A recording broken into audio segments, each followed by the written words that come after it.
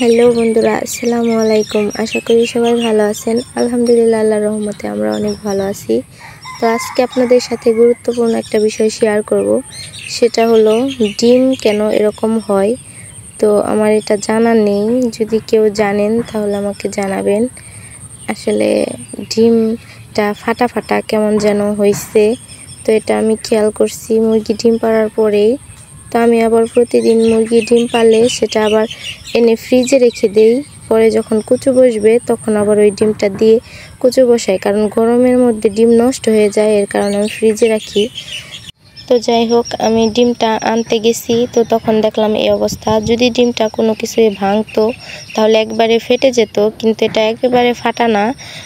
এরকমই একটা দাগ, যেটা মুরগি ডিম পাড়ার পরেই আমি এটা লক্ষ্য করছি। তো একটা না, এর পরের দিনও একই অবস্থা ওই একটা মুরগিরই। তো এই ব্যাপারে যদি কোনো খামারি ভাই ও বোনেরা জেনে থাকেন তাহলে আমাকে এই ব্যাপারে জানাবেন। যেহেতু আমি বেশি করে মুরগি পালন করি, দেশি মুরগি, তো আমার মুরগি সবসময় ডিম পাড়ে, যেহেতু এটা সম্বন্ধে জানা দরকার। এটা আমি প্রথম দেখলাম, আগে কখনো দেখিনি। তো যদি জানেন তাহলে জানাবেন। আমি আবার ঈদ উপলক্ষে ঘর পরিষ্কার করতেছি। তো আমি গ্যাসের টেবিল, ডাইনিং টেবিল সব পরিষ্কার করতেছি। এটা আমার ঘন ঘনই পরিষ্কার করতে হয়, কারণ এটা আমার রান্নাঘরের ভিতরেই রাখা, তো এর কারণে এটা পরিষ্কার করতে হয়। তো এখানে আবার আমি কুকারে রান্না করি। আমি ভাতটা আবার কুকারে রান্না করি, আর তরকারিটা রান্না করি মাটির চুলায়। গ্যাসের চুলা অবশ্য আছে, কিন্তু গ্যাসের চুলায় রান্না করি না, কারণ গ্যাসের চুলায় সবসময় রান্না করতে ভালো লাগে না, যেহেতু লাকড়ি আছে এর জন্য। তো হঠাৎ রান্না করি গ্যাসের চুলায়, যেমন লাকড়ি দিয়ে রান্না করতে ভালো না লাগলে তাহলে গ্যাসে রান্না করি। আবার কিছু কিছু সময় দুধ জাল দেই গ্যাসের চুলায়। আবার বাচ্চার জন্য লুডুস রান্না করি, আর ছোটোখাটো কিছু রান্না করতে মন চাইলে তাহলে রান্না করি। এর কারণে আবার তরকারি গরম করি। যাই হোক, এগুলোর কারণে গ্যাসের চুলা লাগে। তাছাড়া সবসময় লাকড়ির চুলায় ব্যবহার করা হয়, তো এর কারণে আমরা গ্যাসে কম রান্না করি। বাহির থেকে পর্যাপ্ত আলো আসার জন্য চুলাটা আমি জানালার পাশে বসাইছি। ঈদের আর 2 দিন বাকি, এর কারণে সব কিছু পরিষ্কার করতেছি। তো আমি আবার টিনের রুম ঘরেই থাকি, গ্রামের বাড়ি যেহেতু টিনের ঘরে থাকি। ইনশাল্লাহ আপনারা একটা ভিডিওতে দেখছেন অবশ্য যে ইট আনা হচ্ছে, তো আমরাও বিল্ডিং বাড়ি তৈরি করব ইনশাল্লাহ। আল্লাহর রহমতে যদি আল্লাহ ভাগ্যে রাখে তাহলে করব, আপনারা দোয়া করবেন। আর হইতেছে এখন আপাতত টিনের ঘরেই থাকি। তো আমার হাজব্যান্ড আবার বাহিরে, তার জন্য সবাই দোয়া করবেন। তো আমি ঘর পরিষ্কার করতেছিলাম, ময়লা পড়ে, যেহেতু টিনের ঘর, এর কারণে গ্রামের বাড়ি বাহিরে ধুলা বালি, এর কারণে ময়লাটা বেশি পড়ে টিনের ঘরে। আর মাকড়সা আছে, যেটা অনেক জালি ফালায়। আমাদের এই গ্রামের বাড়িতে যারা থাকেন তারা জানেন এই বিষয়টা। এগুলা পরিষ্কার করতে হয় ঘন ঘন। তো ছোট ছোট রুম, যেহেতু টিনের ঘর, ছোট ছোট রুম, যেটা আমি পরিষ্কার করতেছি এই রুমটাই আমি থাকি, আর পাশের রুমটায় আমার শাশুড়ি আম্মা থাকে। তো এই রুমটায় হচ্ছে জায়গা কম, এর কারণে বেশি জিনিস রাখা যায় না, এর জন্য দেখতে পাইতেছেন জায়গা কম। তো আমি আবার এটা রাউটার রাখছি, এটা ওয়ার্ডরোবের উপরে। তো এমনিতেই জায়গা কম, এর কারণে রাউটারটা রাখছি ওয়ার্ডরোবের উপরেই। আর ওয়াইফাই লাইন না থাকলে তো চলবেই না, কারণ এখন দেখতে দেখতে অভ্যস্ত হয়ে গেছি। মোবাইল না চালাইলেও চলবে না, নেট না থাকলেও চলবে না। তার মধ্যে আবার হাজব্যান্ড বাহিরে, বুঝতেই তো পারতেছেন, ওয়াইফাই লাইন ছাড়া চলেই না। দেখুন, হাঁটা চলা করার মতো জায়গা নাই। আমাদের বাড়িতে আরেকটা ঘর আছে, যেটা আগে আমরা থাকতাম।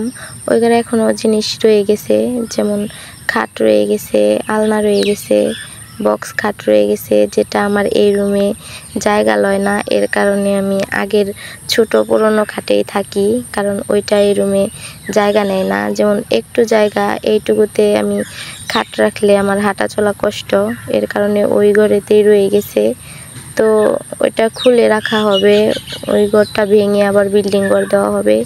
তো আমি আবার কারেন্টের মেশিন কিনেছি, জ্যাক মেশিন। তো আমার শখ, এর কারণে কিনছি। অন্যজনের কাপড় বানাই না, নিজের কাপড়ই বানাই। মেয়ে হয়েছে, মেয়ের কাপড় বানাই, শাশুড়ি আমার তো এর জন্যই জ্যাক মেশিন কিনছি, এটা আমার শখের কারণে কিনছি। তো আমি আবার এগুলা পরিষ্কার করতেছিলাম, ল্যাপটপটা পরিষ্কার করতেছিলাম। কাজের ব্যস্ততায় থাকি, বেশি চালানো হয় না, এর কারণে ময়লা পড়ে, পরিষ্কার করে করে রাখতে হয়। টিনের ঘরে এত পরিমাণে ময়লা পড়ে যা বলার মতো ভাষা নেই। তো যাদের টিনের ঘর আছে তারা জানেন কি পরিমাণ ময়লা পড়ে টিনের ঘরে। তো যাই হোক, আমার রুম পরিষ্কার করা শেষ, ফার্নিচার পরিষ্কার করা শেষ। এবার আমি বিছানা গোছাবো। তো বিছানার চাদর আগে ধুয়ে দিছিলাম, তো সেটা শুকিয়ে গেছে, এবার বিছিয়ে নেব। তো আনিশা আবার বলতেছিল যে আমি গুছিয়ে দেই, সে আমার লক্ষ্মী মেয়ে, সে আমার সাথে সাথে কাজ করতে চায়, হেল্প করতে চায়, এর কারণে সে গোছাচ্ছে। তো যাই হোক, আমি আবার একটু একটু করে শিখিয়ে দিচ্ছিলাম, এভাবে করো এভাবে করো। তো সেও আবার আগ্রহী খুবই কাজ করতে। যে কোনো কাজ আমি করতে গেলে সেটা আমার সাথে সাথে করতে যাবে, বলবে যে আমি একটু করি, আমি তো কাজ পারি। আবার আমি বললাম তুমি তোমার দাদুর ঘর পরিষ্কার করে দেবে, আমার ঘর পরিষ্কার করে দেবে বড় হইলে। তো যাই হোক, গতকালকে আবার ওর দাদুর ঘর পরিষ্কার করা হয়েছে, তো আজকে আবার আমাদেরটা করা হচ্ছে। তো যাই হোক, আম্মুটা আমার অনেক লক্ষ্মী। আমি বলতেছিলাম যে তোমার কাজ করতে হবে না আম্মু, তুমি চলে আসো, আমি করে নিচ্ছি, তোমার কাজ করতে হবে না, তুমি অনেক কাজ করছো। তো অনেক কাজ করছো বলছি, এর কারণে সে খুবই খুশি হয়েছে। আনিশার ঘর গোছানো শেষ, এর কারণে সে রেস্ট নিচ্ছে আর বলতেছে যে এবার শুইতে ভালো লাগতেছে, ফ্রেশ বিছানা, সেটা বলতেছে আর রেস্ট নিচ্ছে। আমার আবার কাঠের ফার্নিচার পছন্দ। তো আমার ঘরে যে কয়টা ফার্নিচার আছে সবগুলাই কাঠের। ইনশাল্লাহ পরবর্তীতে যেগুলা বানাবো সবগুলাই কাঠেরই হবে, কারণ আমার কাঠের ফার্নিচারই পছন্দ। তো আমি এই কাঠের জিনিসগুলা সব বাড়িতে তৈরি করছি মিস্ত্রি দিয়ে, তো দোকান থেকে কিনে আনিনি, যার কারণে আমার জিনিস সবগুলাই বেস্ট আছে। তো আপনারা চাইলে যদি বানান ফার্নিচার তাহলে বাড়িতেই বানাবেন, রেডিমেড কিনা ফার্নিচারগুলো বেশি ভালো হয় না। তো আমি নিজেদের বাড়ির গাছ দিয়েই এই ফার্নিচারগুলো তৈরি করছি। তো আমি ভবিষ্যতেও তৈরি করব। তারপরে আবার আমি ঘর মুছে পরিষ্কার করলাম, বাইরে ধুয়ে বের করে দিলাম। তো আমাদের বারান্দাটা আসলে অনেক দিন আগের ঘর, এর কারণে এরকম। তো পরে আবার আমার শাশুড়ি আম্মা তাল কাটতেছিল, তালের আহারি যেটাকে বলে, সেটা কাটতেছিল।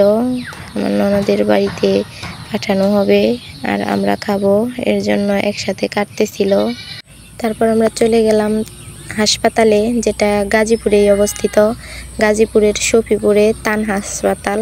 সেটা চিনেন নাকি আপনারা কমেন্টে জানাবেন। তো তানহা হাসপাতালে গেলাম, আমার আপুর সমস্যা হয়েছে একটু, এর কারণে। তো এটা হচ্ছে আমার আপু, এটা হচ্ছে আমার আপু আর আমি ভিডিও করতেছিলাম। তো হালকা পাতলা আপনারা আমাকে একটু দেখতে পারবেন। যাই হোক, এটা হচ্ছে আমি ভিডিও করতেছিলাম আর ওটা হচ্ছে আমার আপু। তো আবার একটু বাহিরের ভিউ নিলাম, বাহিরে আসলে অসাধারণ দেখতে, এই হাসপাতাল থেকে বাহিরের ভিউটা খুবই সুন্দর দেখা যায়। তো আমার খুব ভালো লাগতেছিল, যার কারণে সিরিয়াল আসিল, এর কারণে আমি এইখানে দাঁড়িয়ে একটু ভিডিও করতেছিলাম, ভিউটা ভালো লাগতেছিল এর জন্য। তো কার কার হাসপাতালটা ভালো লাগছে কমেন্টে জানাবেন। তো ওভার ব্রিজগুলো হওয়ার কারণে আসলে এই রাস্তাঘাটগুলো সুন্দর হয়েছে, তো ভালোই লাগে দেখতে। তো সব ধরনের গাড়ি ওভার ব্রিজে চলতেছিল, আমি দেখতেছিলাম, ভালো লাগতেছিল। হাসপাতালের ভিতরে আসলে অনেক গ্যাঞ্জাম থাকে, অনেক লোকজন থাকে, কোলাহল থাকে, ভালো লাগে না, এর কারণে এক সাইডে দাঁড়িয়ে ভিউটা দেখতেছিলাম, খুবই ভালো লাগতেছিল। কার এগুলা?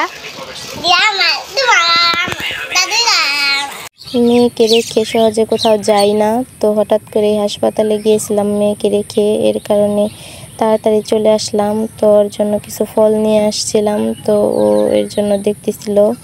তো লিচু নিয়ে আসলাম, তো লিচু কিনতে চাইছিলাম না, কারণ এগুলো ফর্মুলা থাকে, তো ভালো থাকে না। আমাদের গ্রাম থেকে আমরা বেশিরভাগ লিচু কিনে খাই, তো এর কারণে বেশি বাইরে থেকে আনি না। পেয়ারাটা অনেক ভালো ছিল, দেখতেও ভালো লাগতেছিল, এর কারণে নিয়ে আসলাম। আর কিছু জাম নিয়ে আসলাম। সবাই আমার ভিডিওটা দেখবেন, দেখা হবে নেক্সট ভিডিওতে। আল্লাহ হাফেজ।